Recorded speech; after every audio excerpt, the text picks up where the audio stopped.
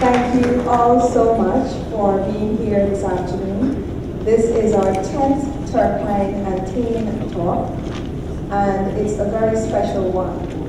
About a year ago, just a few months after the new Vice Chancellor took office, he called me one day and said, I want you to manage this idea that I have for some talks. And he gave the first two topics and said, okay, then figure it out. And together we figured it out, and it has become a very successful series which people look forward to. And this afternoon, we are going to witness some of what happens when an idea like this basically takes form and shape and root. Many people over the last year have been sending us topics, have been sending us comments, and have been making comments, all of which are welcome, some of which we do not necessarily agree with, but all of which we believe are worthy of some thought. One of the comments that has been made has to do with what is the value of talking about things and what happens after we talk, we meet and we talk, and people listen to these very interesting and sometimes insightful, most times insightful presentations.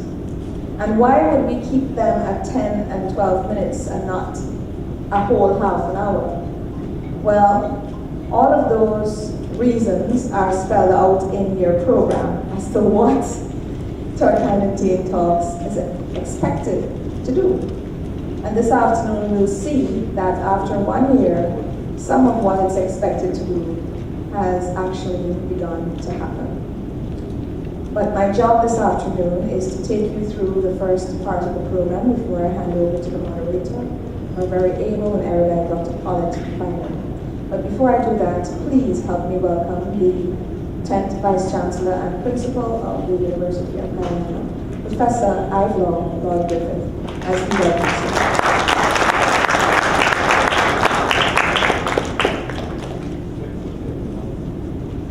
Good afternoon. Good afternoon. Good afternoon. Good afternoon. Good afternoon. When you're coming to Turkeyen Tain Talks, you have to talk. You have to respond.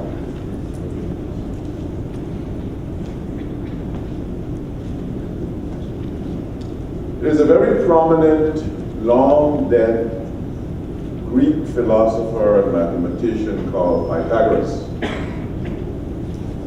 And Pythagoras and all the Pythagorean followers thought and still do think that the number 10 had a special element to it, specialness to it. I happen to agree with Pythagoras. And what we're here celebrating is not only the persistence of a practice of an idea that we at the university we think is a valuable and useful idea. But this evening's program, and Professor Mohammed adverted to element of it, is going to be an evidence of part of the outcome of some of the Turkeyen Tain Talks. And part of why I think it is extra special, not only the posters that remind you of the first 9, not only the practicality of Turkeyen Tain Talks 3, where we're going to have the gentleman from the Nan group featuring in a minute, but Turkeyen Tain Talks is all the more special because of the topic tonight. There is a powerful sentence that I want to share with you that perhaps many of you will have read, will have known about. And it's a powerful sentence from a gentleman who many of us still do admire, a gentleman called Barack Obama. And And Barack Obama was once talking about climate change, and he said the following: climate change is no longer some far-off problem. It is happening here, it is happening now. Ladies and gentlemen, that reference in this powerful prescient sentence from Barack Obama resonates with our nation. Climate change is no longer some far-off problem.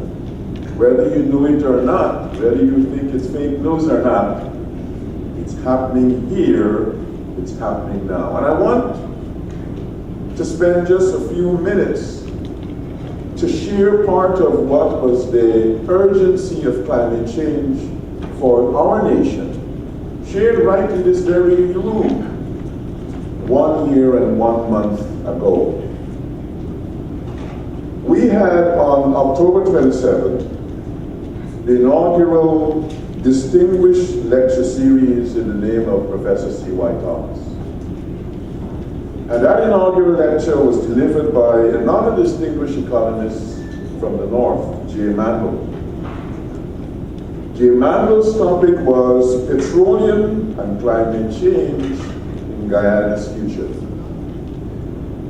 And I want to take a few minutes to repeat some of what is in Jay's analysis, some of what we know in Guyana and we take for granted, but it is part of highlighting the reality that climate change is not a far-off problem. It's a problem here, it's a problem now. So permit me first to read a couple of sentences that restate what we all in Guyana take for granted because we know it only too well. Here is what, among other things, Professor J. Mandel said in that seminal paper. At present, an elaborate water control system allows almost all of Guyana's population to reside on a narrow coastal plain that extends from the Essequibo River in the west to the Berbice River in the east. A seawall and a mangrove forest defend the coast against the ocean, and rivers and canals channel the water flow from the country's interior through the plains to the Atlantic Ocean. He continues, when the sea is at high tide, sluices are shut to prevent inundation, an operation that at the same time blocks the interior drainage flow, things that we all know and we take for granted. At lower tides, the sluices are open to allow the flow from the interior to pass through the oceans. This system, however, offers only limited protection. It fails when the country experiences unusually intense rainfalls and also when the ocean tide is abnormally high. In 2005, for example, torrential rain caused severe flooding on the coast, inflicting damage estimated at $465 million US, almost 60% of the country's gross domestic product. The situation is now in jeopardy. The warming of the Earth's atmosphere means that with the passage of time, Guyana will have to cope with both a rise of the Atlantic Ocean and an intensification of storms. In combination, these events will create water management problems that are beyond the capability of the plains water control system. A few more sentences, things we take for granted, things perhaps we know. The seawall will be breached. The flow from the interior will increase beyond the capacity of the drainage canals. Rivers will rise above their banks and the resulting damage will undermine the water control infrastructure itself. Not even the mangrove forests will have protected the coast against the seawall will be spared. As the oceans rise, trees will be crushed between the encroaching sea and the settlements on the plain. In short, global climate change means that the Guyanese coast will be invaded by both salt and fresh water flooding. Again, ladies and gentlemen, climate change is no longer something far off. It is happening here. It is happening now. I want to take you to the end of Professor J. Mandel's paper, and it's available at our university. This is what he says at the end. There is much excitement concerning the country's future as a petroleum exporter, but the need to use those funds to settle the interior have not been the subject of public discussion. Overcoming this reticence and debating the merits of interior development is something that should begin as soon as possible. Without a society-wide dialogue on climate change, the opportunity to forge a consensus on how to use petroleum resources in responding to coastal flooding will be lost. The risk of such a failure is that when circumstances do finally force the society to relocate, it will be unprepared to do so in an orderly and systematic way. This paper, presented in this very room a year and a month ago, is a clarion call about the urgency of climate change.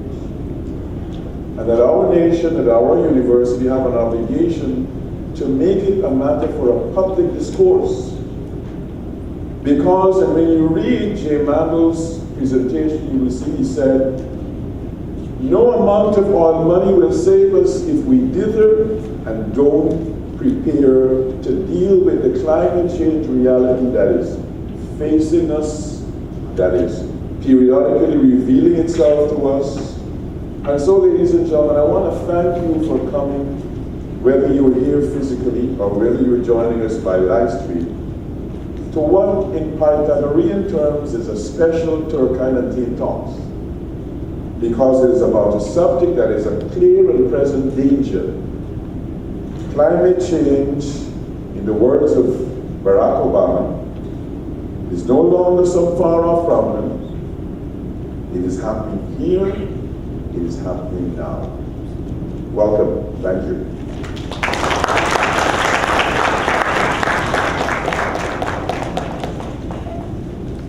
Thank you very much, Vice Chancellor. May I invite my colleagues in the leadership of the university to please come forward and take some of these seats so people who are coming in the back can be accommodated, and those who are coming in are welcome to come forward. They're not special seats. So Deputy Vice Chancellor Michael Scott, Professor Gomes, I'm going to call you out if you're not going to come. Professor Gomes from Director of the Berbice Campus, I see Stuart Hughes from IADB. I see Dr. Devon. So folks, please feel free to send people to the front here. There's no need yet to be bringing chairs from elsewhere. Feel free to come and join us in front. We want to see you, young people. You're prettier than us anyhow, so come in front. We want to see you. So thank you very much, BC, for a very interesting and scary reminder of what J. Mandel said. I really hope that the panel will have some less scary things to say, maybe later on when we hear them. So, you know, this, as you see on the posters around, this series has been underwritten from its very inception by sponsors, companies, individuals, international agencies. And we wish to thank them, as we wish to thank also the 53 panelists and moderators who have graced these halls over the last 9 events. I wish to invite now to speak to you and to share his organization's vision on why they think this panel was so important. The representative in Guyana of the Food and Agriculture Organization, who is the underwriter of today's event. Ladies and gentlemen, please welcome Mr. Reuben Robertson.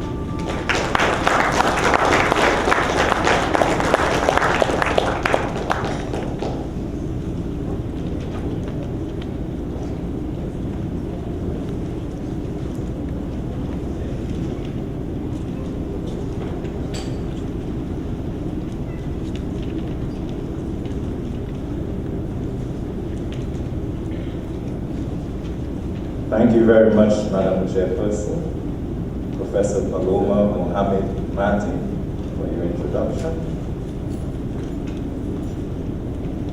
Vice Chancellor of the University of Guyana, Professor Admiral Griffith, distinguished professors, registrar, and lecturers of the University of Guyana, Dr. Paulette Bynoe, and distinguished panelists, including my own colleague, Ms. Martina Duncan, from the representation in Trinidad and Tobago, but represents the entire sub-region, on matters related to climate change, students of the University of Guyana, special invited guests, members of the media, ladies and gentlemen, pleasant evening to you all. Pleasant evening to you all. My few remarks are not as scary as those we just heard from Professor Admiral Griffith, so you can relax. For us at FAO, it is a distinct pleasure and honor, perhaps with some humility, that I make few remarks to you this evening on behalf of the Food and Agricultural Organization of the United Nations.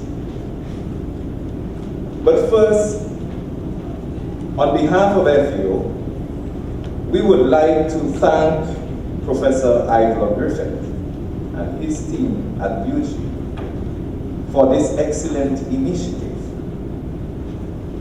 to move academia beyond the walls of the institution and to put it in the public spaces to allow the university to connect directly with society, to bring to the fore the real issues and obstacles to economic growth and development, and moreover, to foster critical thinking and workable solutions that could find their way into high-level policy decision-making that will result in meaningful change in Guyana.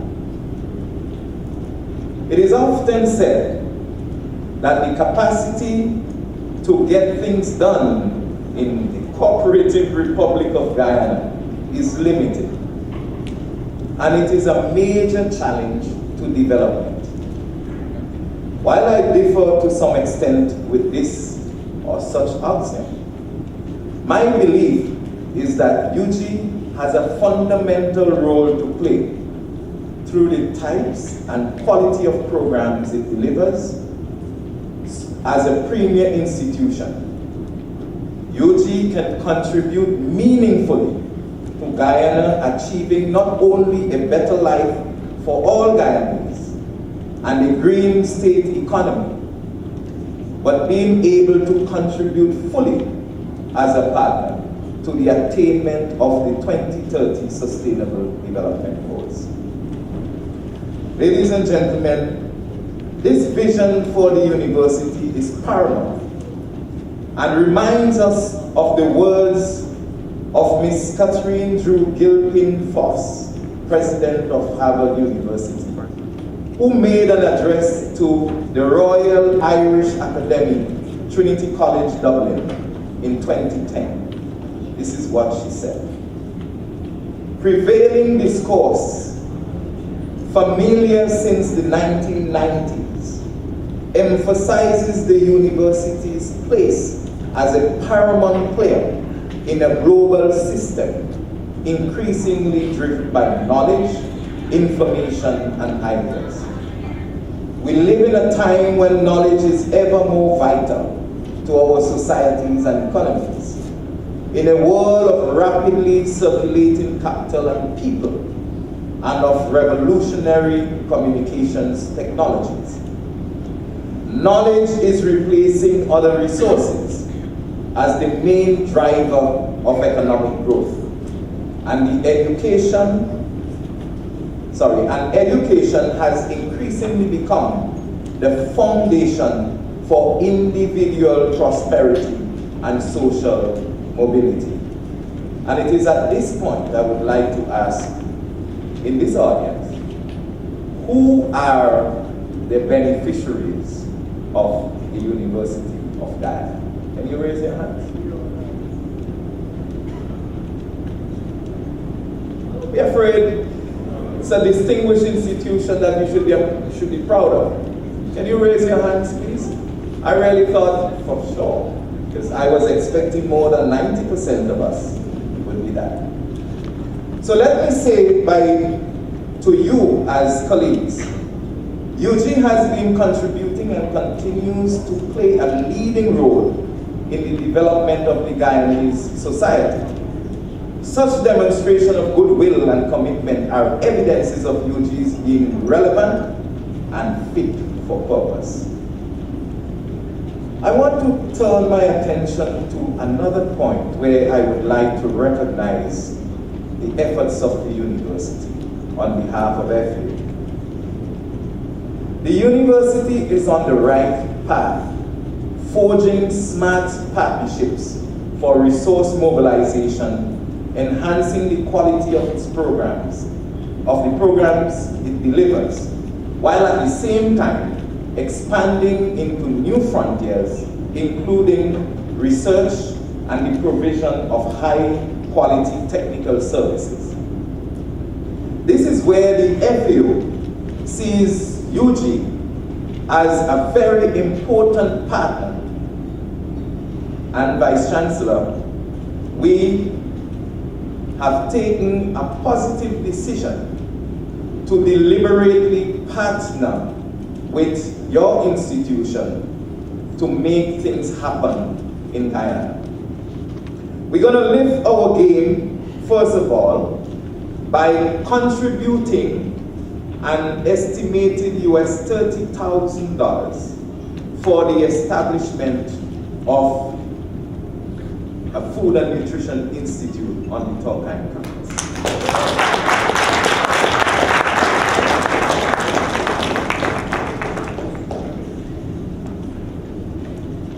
Food and nutrition security is at the helm of FAO's program. It is fully aligned to FAO's Global Strategic Objective number 1, that is to contribute to food and nutrition security. It is fully aligned with our Regional Initiative 1, with the Sustainable Development Goals number 2, with which FAO has responsibility for, and with our own FAO country program framework that deals with food and nutrition security for all Guyanese. Our goal will be to work with the university to strengthen this program with the expectation that in the final analysis, the national capacities will be enhanced, and moreover, good governance will be established for food and nutrition security throughout Guyana. The second area that we would want to partner with the university is in the area of climate change. And we are making available to the university $100,000 US. Let me hear you clap.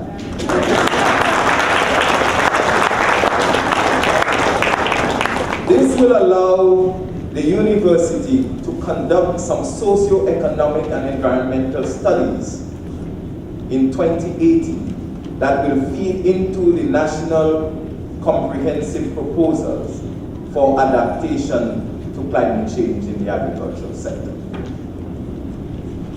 Ladies and gentlemen, speaking about climate change, which is our topic for deliberation this evening, FAO, as a specialized technical assistant agency of the United Nations, and I'm reinforcing this because we are not a donor agency.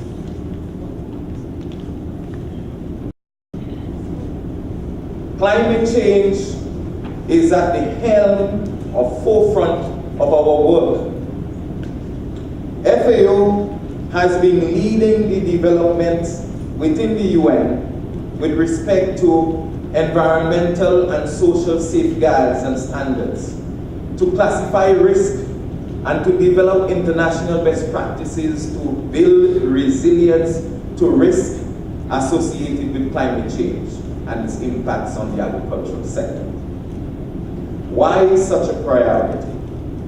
In the words of our Director General, Jose Graciano de Silva, climate change is the new phenomenon, supporting what we just heard from our Vice Chancellor.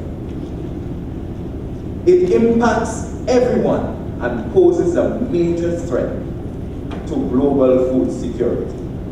So FAO has repositioned to be able to respond appropriately and to assist countries in their efforts using the approach of smart partnerships to prepare proposals for adaptation in the agricultural sector, to contribute to the attainment of their national determined contributions, introduce disaster risk management and best practices to zero hunger, poverty, and enhance food and nutrition security.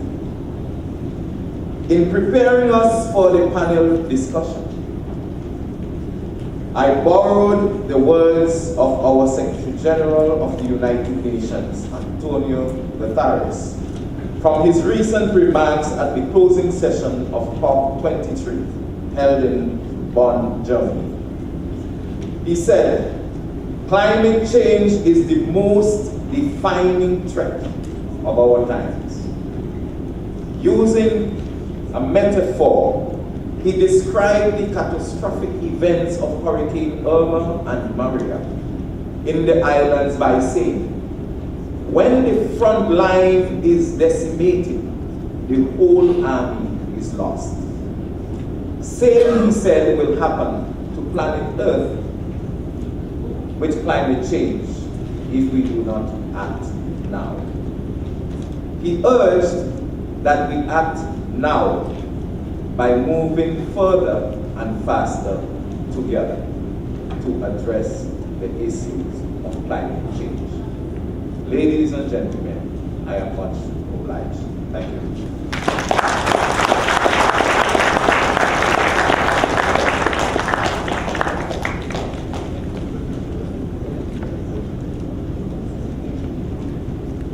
Okay, so one cannot tell the sponsor to take 5 minutes, but I am sure that our wonderful and erudite Dr. Bynoe will keep her time very tight so that we remain flowing. Thank you very much, Mr. Robertson, and thank you, FAO. In October 2016, in response to a comment made by someone who was watching Turkeyen Tain Talks 2, which was held in Georgetown, but we were telecasting to Berbice, or simulcasting to Berbice. The person said, why is it that Berbice gets left out, and that we were actually hosting in Berbice and not in town and not in Berbice? And we promised them that the next one would be in Berbice. And so Turkeyen Tain Talks 3 and several others since then, that one was the beginning. It was held in Berbice and it was Agriculture Month. And the discussion was about food security and about agriculture and about what that region could possibly learn, do, and earn from during those discussions. The Minister of Business, Honorable Dominic Gaskin, was the government speaker at that panel. It was underwritten by a company that is well known for rice in Berbice, and their principals are usually very reticent to come forward in public. And this afternoon, we are very, very, very delighted to invite the CEO of non-Prasad companies to come forward with the Vice Chancellor, with a representative, and the Director of the Berbice campus, as well as our DVC for academics, to come to this little red table here, because on it there are two MOUs, two copies of an MOU, which will be signed. That company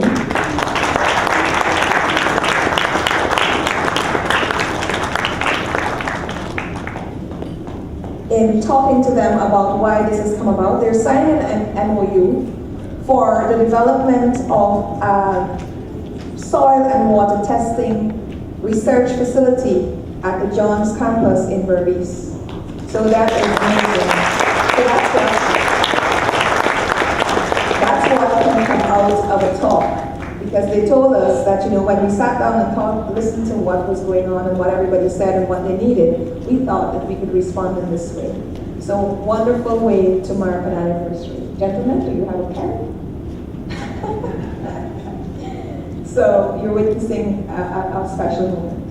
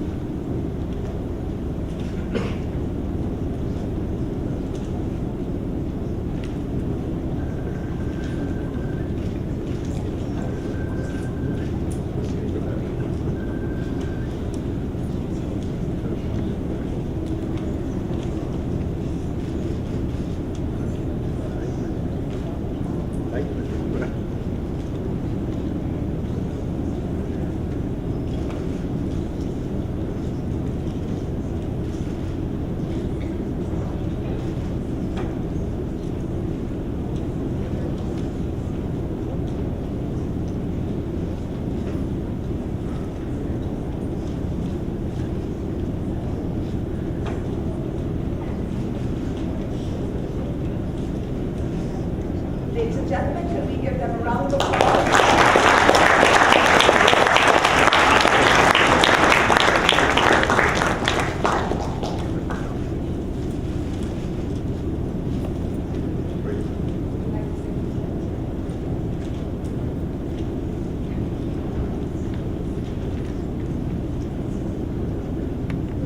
Vice Chancellor, lecturers, panelists, ladies and gentlemen.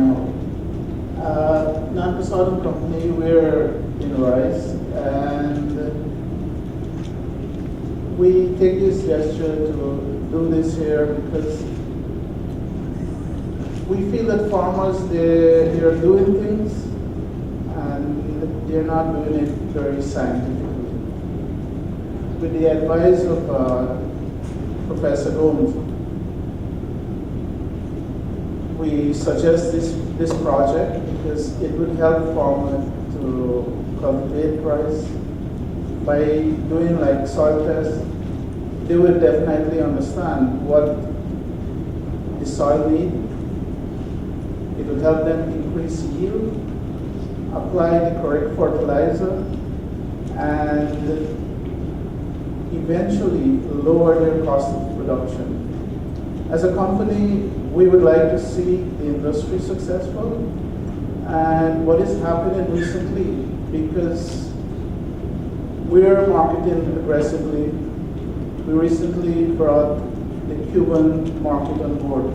The demand for rice is very, very high, and is going to be much higher in the future because we're working harder on Mexico to buy. So those two countries put together, they import close to 1 million tons of rice.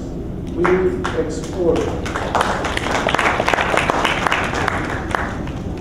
export just about 500,000 tons, right? So with those two markets, I think, we cannot supply enough rice. So I think we need to start doing things more scientifically so that we can maximize yield, maximize profit for the farmers.